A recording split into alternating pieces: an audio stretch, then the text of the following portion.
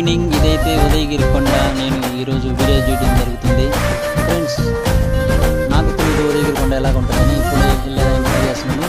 ఇంకా ముందు ఉదయగిరి కొండ వీడియోస్ చాలా వస్తాయి ఫ్రెండ్స్. అంతవరకు మన వీడియోస్ మీకు నచ్చుంటే like, share and comment, bell icon మన ఛానల్ని సబ్స్క్రైబ్ చేయండి ఫ్రెండ్స్.